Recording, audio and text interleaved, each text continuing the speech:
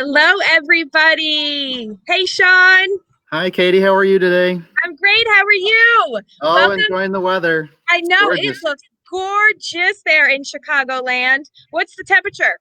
Oh, I don't know, 70, 72, crystal blue, nice gentle breeze. Everything's Same. changing to fall colors. Just about right. It is just about right. That is why fall is my favorite season. Even though my birthday's in July, gotta love fall. Fall's a good season. My favorite, I think. Yep. Hi, everybody who's tuning in. Welcome to Talking Trees Live. I am your host, Katie Dubow, and we bring our favorite arborists and experts from across the country to answer your burning tree care questions. And today we have one of my favorites, Shawn Kingzette, from, as we said, the Chicago area. So I'm Hi, excited. everybody. Yeah, hey, Thanks for everyone, joining us. say hi to Shawn. Shawn's you can see the comments, so people are saying hi to you as well. And today we are going to talk about a very exciting we're going to rename October. Actually, we didn't do it. It's the 5th year of OAKtober, isn't it? Correct. Yes. Our previous governor, Governor Rauner, with the support of groups like the Morton Arboretum and some other local and regional advocacy groups, pushed the governor to rename October as OAKtober. It just rolls off the tongue. Yeah, it's perfect, right? I mean, it's fall. October is a fall month, and oaks make their acorns in the fall. And in Illinois, our oak trees are just our dominant tree. Our state tree is the white oak, which actually I happen to be in 8th grade when we voted. So 8th graders or junior high students were the ones that voted to determine the final. I think there was like 3 trees to choose from. So I was actually part of the voting that created white oak as the state tree of Illinois. That is amazing. I read that story when I can't remember why I first heard about OAKtober, but I read that story, and what a great way to get kids involved in understanding what their state tree is, or like even learning about nature and loving the native nature that grows in their area. Because you ask a lot of people what their state bird, state tree, I don't think a lot of people know that stuff. So what a cool way to get kids involved. Yeah, people involved in general, just to realize they live hundreds of years. They're one of the few things that sort of outlives a human, and we sort of take them for granted. And I think things like OAKtober just sort of reminds us so that they are an important part of our lives and that we need them, and we need to pay attention to them. Yeah, that is cool. So have you always loved trees then? Or did that 8th grade moment spur your love of trees? Actually, it kind of sort of is. I had to do a leaf collection in 8th grade. So I wandered around the neighborhood with my mom and took leaf samples and had to identify them and make a book out of it and for a class project. And honestly, that kind of is in some ways what started it, I think. That's really cool. Well, that's a reminder for all you parents who are either homeschooling out there or looking for activities for your kids. Being an arborist is a great profession. I know Davey's always hiring. So get your kids involved and get them out looking at leaves, picking up acorns. So I know we can plant acorns and they will grow into oak trees. So let's talk about that in a little bit, about the power of oaks. But I did want to, so let's talk about, let's just jump in, start talking about oaks. I do have one of my favorite jokes. You may have heard this joke, or if you know me well, you guys have heard this joke. What do you call an acorn? Don't know what. It's an oak tree, in a nutshell. Very good. Very good. Yes, I know, it's cheesy, but what joke is not cheesy? Yeah, well, most tree jokes are pretty awful, really. Yeah. If you guys have tree jokes out there, wherever you're listening from, let us know what they are. We love jokes on this Talking Trees Wednesday. So I have some really good facts about oak trees that I want to talk about. That in the 1880s, native oaks comprised more than 60% of Chicago's tree canopy. It's amazing. As you said, today they are still one of the major trees in the region. Yeah. Oh, we name our towns after it. Before air conditioning, you didn't want to go live in the prairie and you didn't want to go live in the swamps. So you usually lived in the area where trees were like loosely populated or open. So you wanted the shade from them, but you didn't want it so dense that it was hard to build a house. So a lot of our first Chicagoland communities, Oak Park, Oak Lawn, Oak Forest, We wanted to live there because it was a comfortable place to live. And that still carries true now because those communities are still places that people want to live because of the dominant oak species that are there. How interesting. Is it? I'm a big Frank Lloyd Wright fan. Isn't that Oak Park where a lot of the Frank Lloyd Wright homes are? Yeah, that's cool. Those old Victorians, and it's a gorgeous neighborhood. And the old part of town still has these 100-plus-year-old oaks. Isn't that amazing? Oaks are amazing. So I did read a stat that the number is dwindling, though. And that's not just in Illinois, that is countrywide, that we are losing our oaks. Now, part of that, I'm sure, has to do with they're old. These trees have been around for a long time. But are there other reasons why perhaps our oak trees are dwindling? Well, it's because it's where we want to live. So their habitat, the places that they live, are the places that we want to live. So I think habitat loss or loss of the space that they want to live in is a major issue. There's insect things like gypsy moth and other imported pest problems that are around. Then health issues, different changes that we've made to the environment that impact their health, and also natural regeneration. So if you live in Oak Park, you mow your lawn or wherever you live, you don't tend to allow the young little oak acorns to come up and replace these old giants. So when you have a 150-year-old oak that's sort of getting ready, it's geriatric, it's a mature tree, and there's no easy way to replace that 100-plus-year-old oak, or we don't allow that to happen in our backyards usually. Yeah, so that's a great reminder to plant oak trees. So correct. I learned last week, I spoke to a professor of entomology, Doug Tallamy. I don't know if you're familiar with him. He told me that's a great interview. It was a great interview. He told me it's best to plant an oak tree from an acorn. Correct. Then it's a natural occurring individual seedling, and it's easier to move around. Some people say that oaks grow slow, and that's not actually true. A young oak can grow very rapidly. I have a Chinkapin oak in my front yard that grows about 3 to 4 feet a year. So it's growing as fast as any other tree. The reason that oaks they say that they grow slow is because they don't dig up as easily. It's hard to transplant them. They stress out due to being moved because they have a taproot. And so for that reason, it's nice to move them when they're smaller, get them when they're an acorn versus trying to move what we call a 4-inch or a 5-inch caliper. A very large, established, mature tree would be difficult with an oak. So we tend to suggest moving them young. That's so interesting. And I love that little acorn is sending this long taproot down into your soil. And that's why Shawn's saying maybe that it seems like they're not growing very fast in the beginning, but they're sending that root down, which is why their root system are so strong. Reestablished first. Yeah. Yes.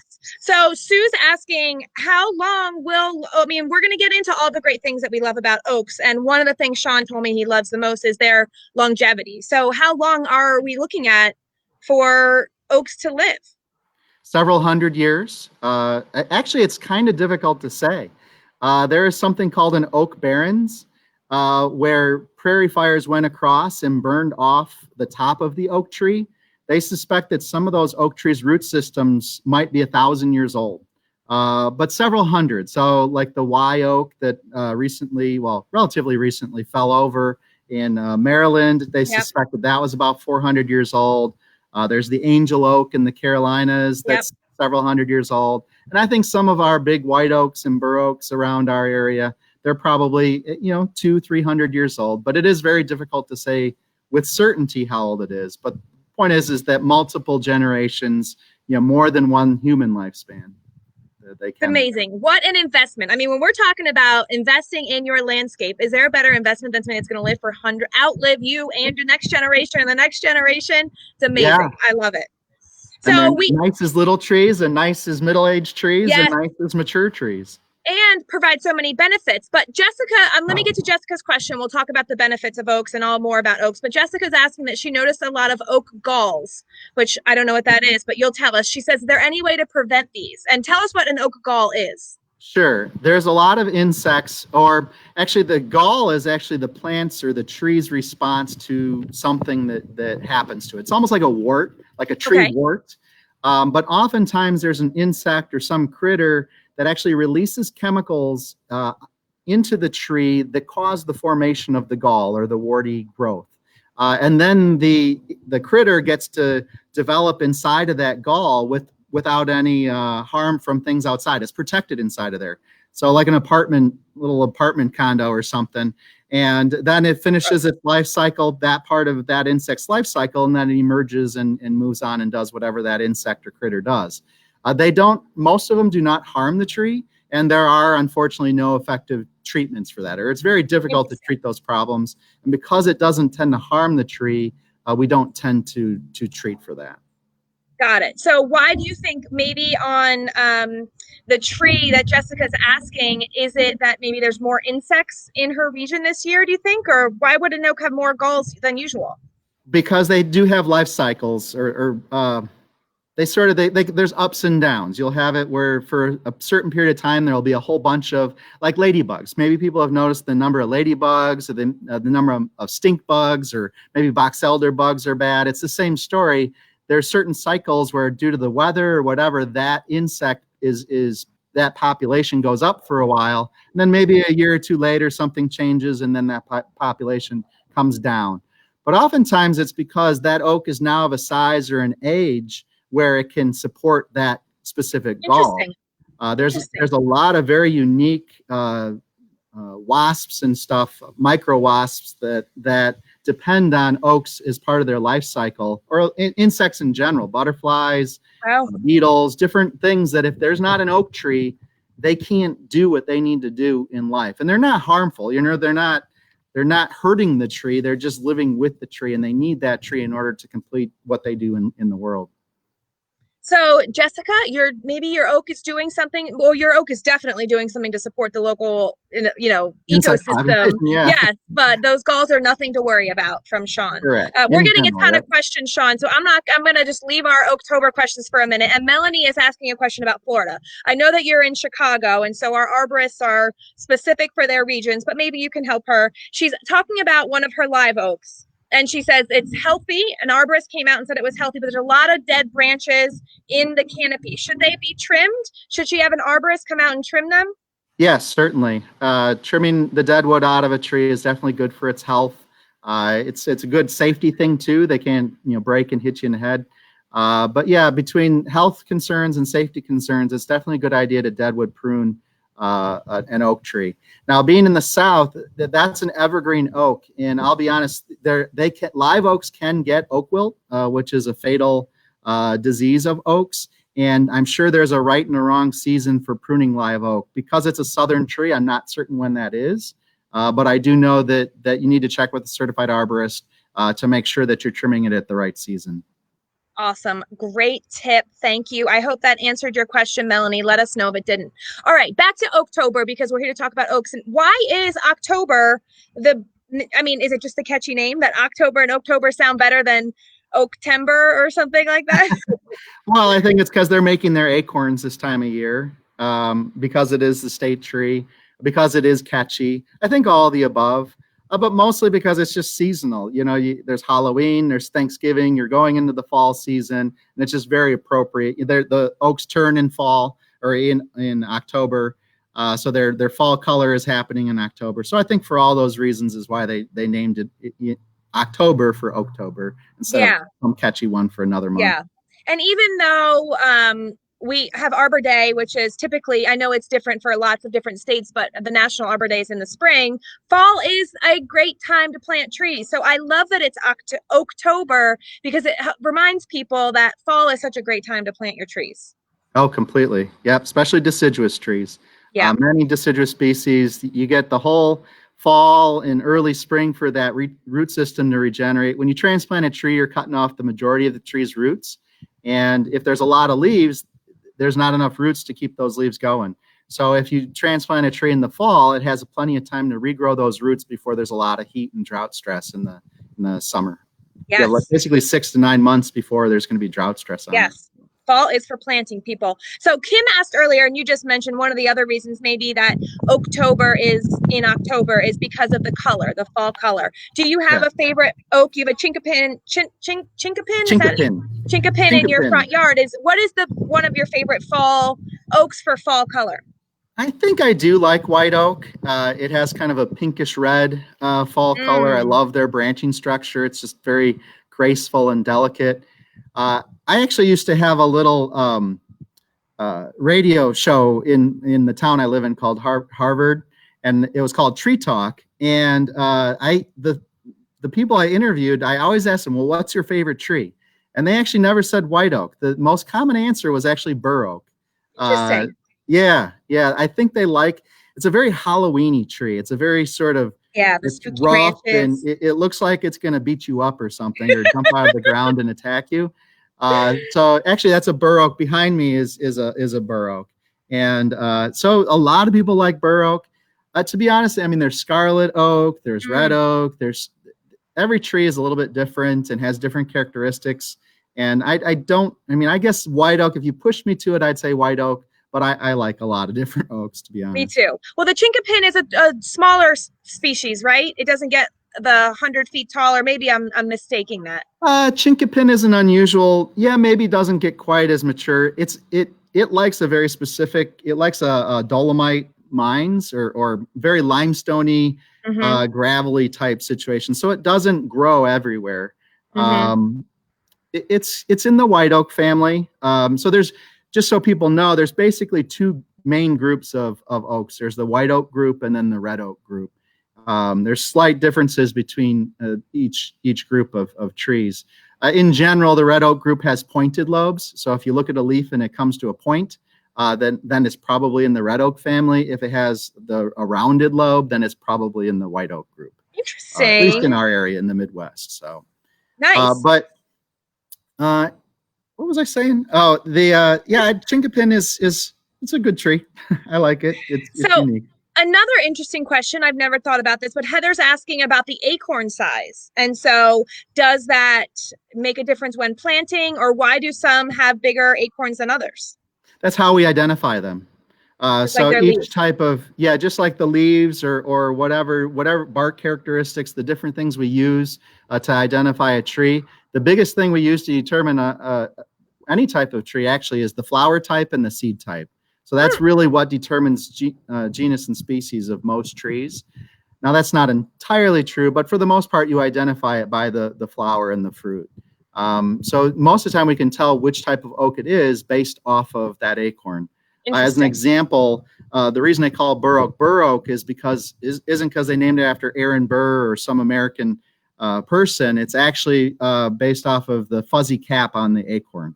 So the acorn at the top of a Burr Oak has this real ruffled fringe, this rough fringe on it, and that's why it has the name Burr Oak, is because of that rough fringe.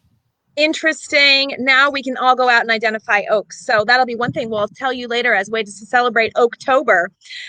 So we're getting so many good questions. You guys keep throwing your questions at us. But Shawn, while we're waiting for more questions, tell us why oaks, we alluded a little bit that they are great pollinator and insect species, but they've been called entire ecosystems. Why is that?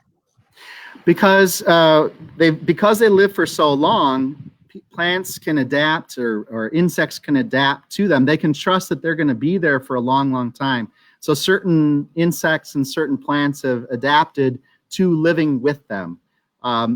There's prairie plants. There's things that we find out in the prairie, and then there's things we find in the woods. And then there's this unique group of insects and plants that have adapted to living what we call an oak savanna. They've adapted to living in that type of environment. And they're only found underneath the canopies of those oak trees. So I think it's that longevity. It's their ability to be there for a long, long time. So the plants and animals and birds and whatever else can depend that.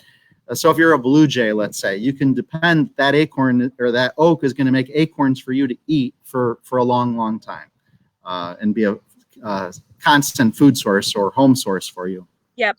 Yeah, and as you and I know, and you guys out there who love oaks know, Doug also told me they're host species for over 500 moths, just moths. So yeah. Shawn also tells me they're hosts for birds. And I mean, you just mentioned the blue jay, those are species that depend on your oak to live. And the birds will eat the caterpillars. The caterpillars will also grow into moths and do all these great things. And it creates this little habitat right in that one tree. Just one tree does that.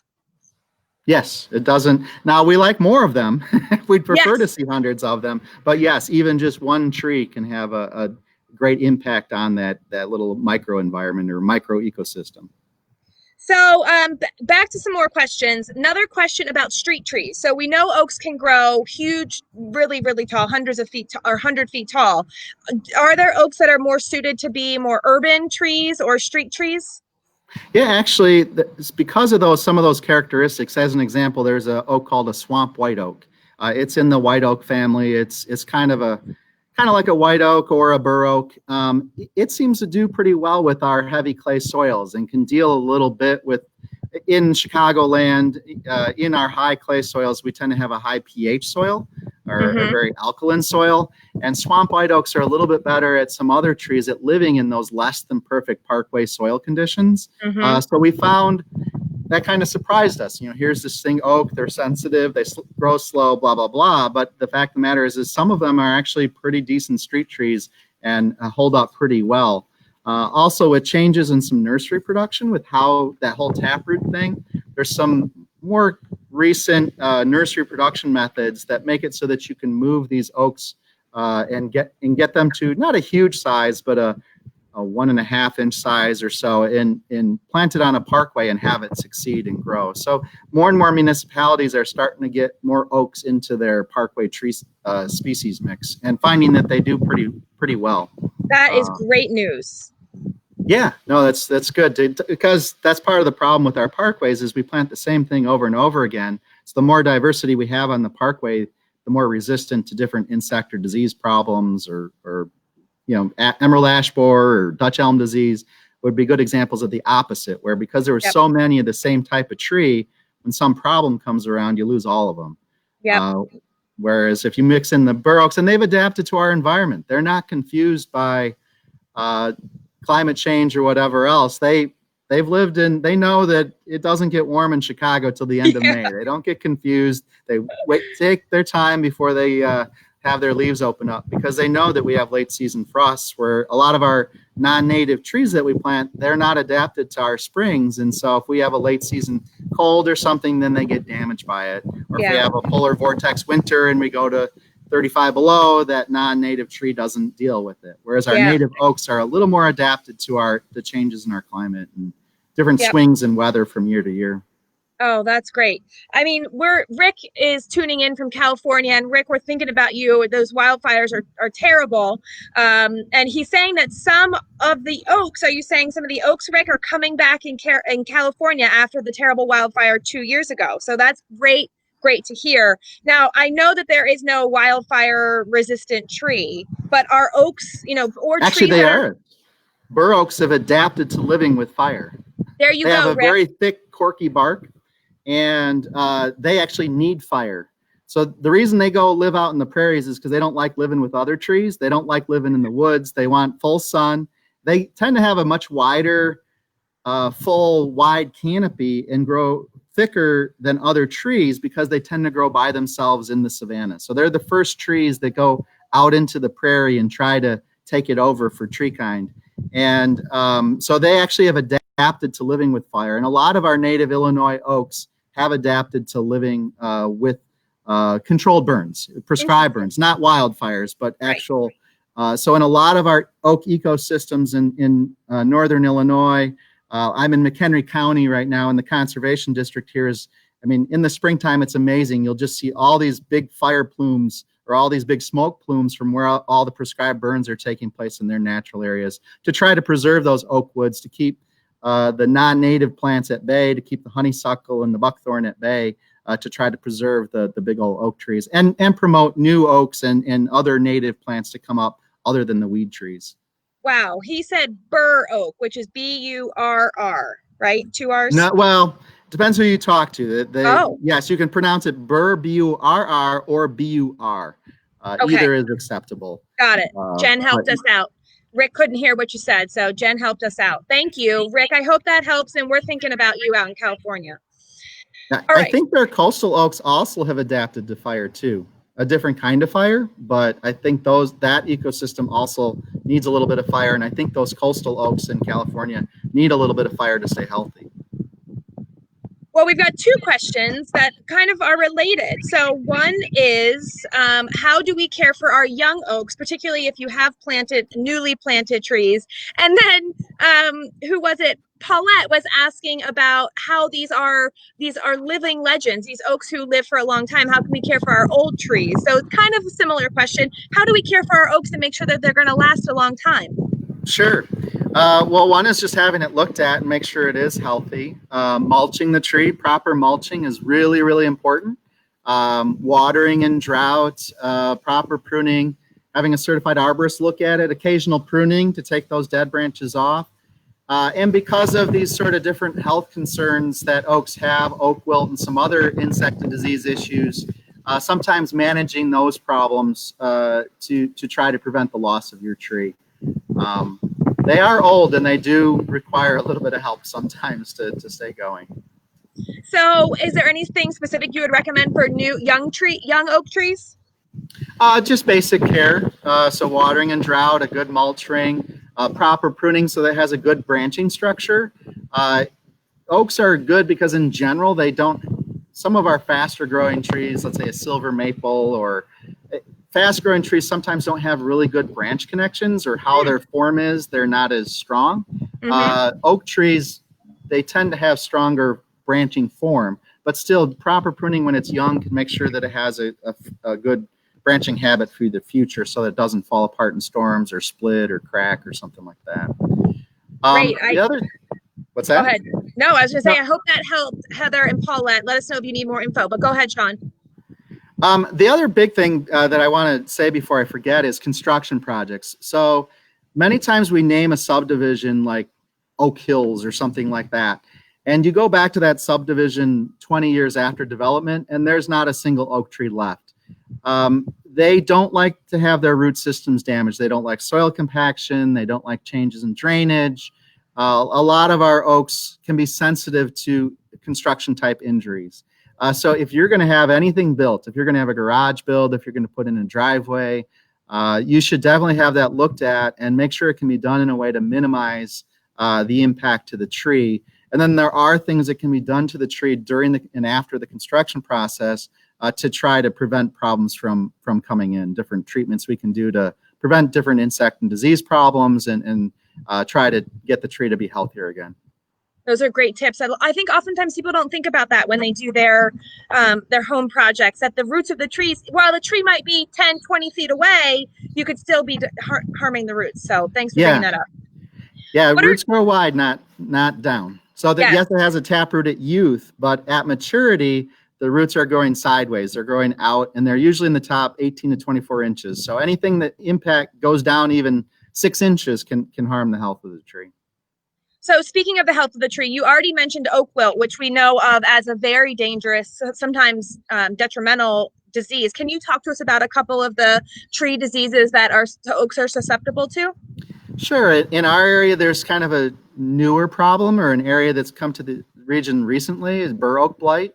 That's a leaf fungus. It gets on the leaves and it infects the leaf, and then it infects the petiole of the leaf, which prevents water from getting out to the end of the leaf. So towards the end of the summer, the leaf on Burr Oaks, it's very specific to Burr Oaks, will crinkle and turn brown, and it makes the tree look very poor.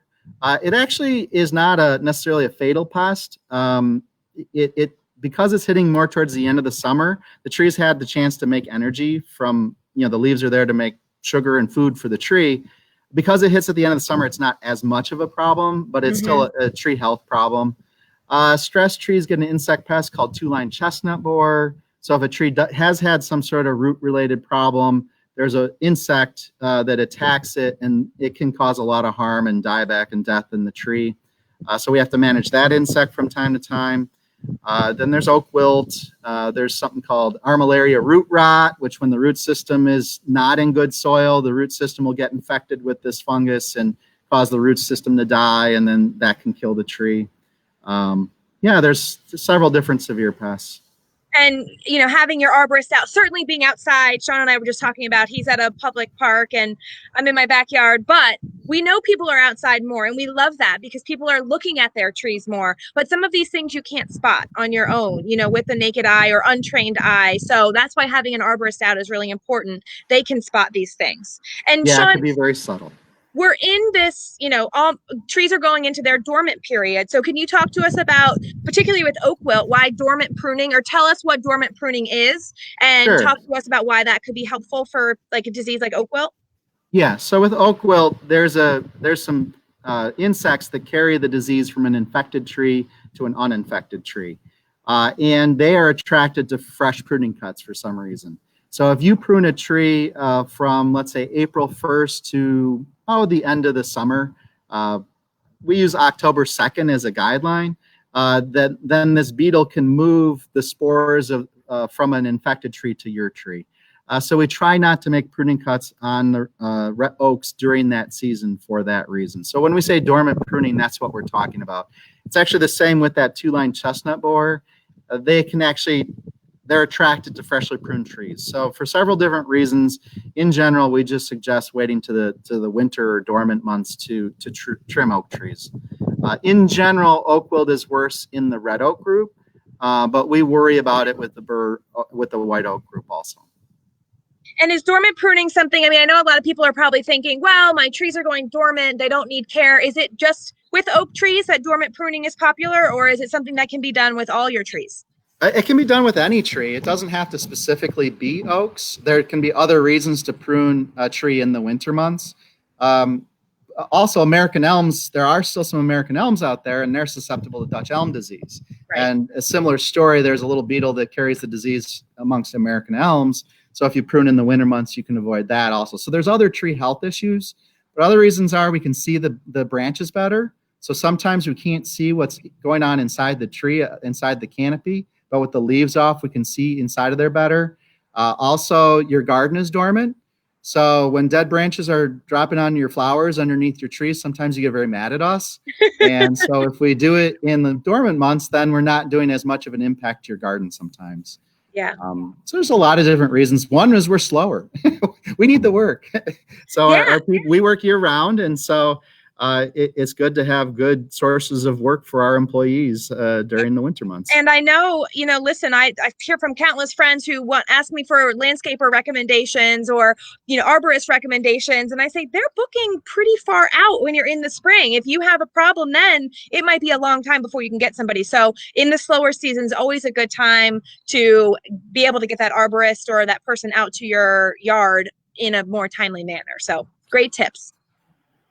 All right. I know I saw another question. Yeah. Heather was asking about, now this is hard. I know this is like one of those, identify this without seeing it, but she says on her walk, she's noticed that on more than one tree, there's some fuzzy thing on the leaves. Heather, is it like part of the leaf, or is it on the leaf? Is it attached to leaves? Give us more information. What kind of tree is it? What state are we talking about here? It's a cotton tree. No, I don't know. Heather will give us more information. But right.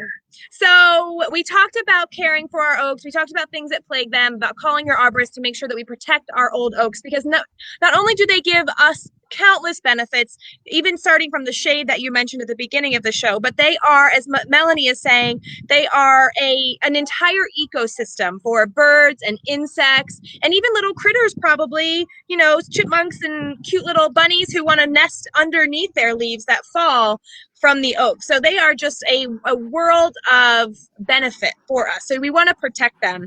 But we're here to talk about OAKtober. So Shawn, you have a couple things that we can do to celebrate OAKtober. First, you can share this video with your friends, hit that little share button and say, watch this great video about oak trees. Thank you for that. And so what other things can we do? Well, I think we go for hikes. We can get out and enjoy it. Go to our parks in our park districts and our state parks and go look at the trees and enjoy them, and just to get out there and see them. I think there's groups we can support. If we can't support, let's say you don't have an oak tree in your yard, or maybe you have an oak tree and you're already caring for your tree, you can support the other groups that are out there doing that. There's the Morton Arboretum and the Chicago Botanic Garden, and there's smaller local groups like ancient oaks in Lake Zurich, or the Land Conservancy of McHenry County. In DuPage County, there's the Nature Conservancy. So there's big and small groups wherever you live that you can support that are out there trying to restore the oak woodlands and preserve oaks and preserve the land that oaks are found on private land, on public land, and all sorts of situations. So I think that's a great way to support oak trees, is by supporting the groups that are doing that work. I love that. That's a great tip. And, you know, if you have any of those groups in your area, please put them in the comments here, because I know that everybody lives in different parts of the country. We had Rick from California. So, and here I am in Pennsylvania. So, and you in Chicago. So we're covering the whole country. So if you know of any of those particular groups, please do post them in the comments so people can join and support. I'm a big tree hugger, so you can find a tree and hug it for sure. And plant an oak, you know, collect Plant an oak, definitely. I don't have an oak, and so I really want one. So I posted in my local, you know, gardening group, who has an oak tree I can come pilfer some acorns from. So here's a little tip with the acorns. So not every acorn is going to germinate and become an oak tree. It's actually a very small percentage of all the acorns that are dropped that become. So there's a little trick, and growers know this better than I do, but you float your acorns. So you put them in a bucket of water, and the good ones will sink. And the ones that are, there's a weevil, there's an insect that infects the acorn, or it doesn't infect, it eats the acorn. So because it's eating the acorn inside of the acorn and you can't see that, there's air inside the acorn. So it'll float if it's been infested by this weevil. So one little trick to find out if an acorn can become a seed is to actually put in a bucket of water. And the ones that sink are the ones that can become acorns. Well, that will save me a lot of time, certainly planting an acorn that is not going to grow. Yeah. I'll be waiting years saying, no, Shawn said that they were fast, but I thought they're slow. Yeah, so good. So collect your acorns. Do you know if the fresher, the better? Like off the tree? Well, if they're on the ground. And they're actually, you probably want to look up online. There's a whole process. I think it's called Scarify. I think they scratch the acorn and they actually store it in cold storage. It needs sort of freeze and thaw to crack that shell, and then that acorn germinates in the spring. So you have to, so there's a process for getting, let's say you figured out that it's a good acorn. There's a process for getting it to germinate and become a tree. Okay, I'll look that up, and you guys look that up too while you go plant your acorns. All right, we got another long question here. Michael, I've been trying to read it while Shawn's talking. So he's talking about a couple of 100-year-old valley oak trees in California, where the landscapers has excavated immediately around the base of the trunk to about a foot deep, and they're going to fill it with mulch. Is this a wise decision to kind of create this ring for, it sounds like they're using it to collect water for drought, but they'll dig a ring and then fill it with mulch? I'm not sure. I think we would have to know more about that. What do you think, Shawn? Yeah. In general, though, yes, mulch is very good. So as mulch decomposes, it's providing water, it's providing nutrients, and a lot of times it's less, there's less competition from turf grass and other stuff. Oaks can live amongst turf grass, but they'd rather not. They don't live with turf grass. They live in the oak woods. Or in a savanna, but mulch can be a good way in an urban setting to help a tree out. So for that specific coastal oak, they might be trying to do something very specific to help a specific tree out, but not knowing the situation, it's hard to say. Yeah. Well, it sounds like it would work, and don't worry about, he's saying that in the rainy season it might become filled with water, but that oak's roots will suck that water up, I'm sure. So they're thirsty. And we're getting a lot of people talking about their old oaks. I know you mentioned the angel oak. My mom's from South Carolina. That's kind of like a famed tree. People say that it's like 1,000 years old, but I did a little research, maybe not that old. But if you have a favorite oak, please do let us know what your favorite oak, a big old local oak. Are there some really famous old ones in Chicago? I thought I wrote down one of the older ones, but I don't see it. But they're scattered around. There used to be champion tree, like they'd sort of catalog where certain champion trees are and whether you could get to it if it was on public land or not. But big oaks in Illinois are kind of scattered around, the Arboretum, the different, you kind of find out where they're at and then you go check them out. That's where it was. I think it's called the Millennium Oak at the Morton Arboretum. They and have one. Was a white oak, I think, right? I don't know that. Okay. But love that. I love that we can tell these stories. We can tell stories through our trees. And Champion Trees is a really neat program too. If you don't know about that, maybe Courtney, you can post a link to the Champion Trees and how you can find them. And you can even nominate Champion Trees. So if you know of a really old oak or any tree in your area, you can nominate to become a champion tree. Who doesn't want a champion tree? So, well, awesome. I do. Yeah, I do too. I don't have a champion tree though. I want one. Well, we had a ton of questions today. I'm not surprised because oaks are fantastic and they named a whole month after them, OAKtober.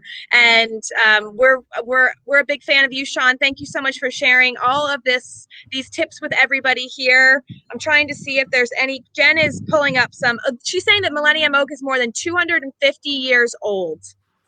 Yeah. Think about 250 years ago. I mean, that's just, you really do think about the future when you plant an oak tree. Well, it's long before settlers, 250 years. So it was here before we were, for certain. Yeah, that's amazing. Well, thank you so much for tuning in. Happy October, everybody. Yep, happy Oaktober. Go out there and plant your oaks and more importantly, care for your oaks. Call your local Davey arborist and get them out to look at your big trees, even your small trees, but your big trees, because they're important. Thank you so much, Shawn. I will be back in 2 weeks with Tim Jackson, arborist from the San Antonio area, on October 21st. And we're going to be talking, we're going to have a little bit of a scary show, Shawn. It's zombie trees we're going to be talking about. Oh my gosh. How yes. frightening.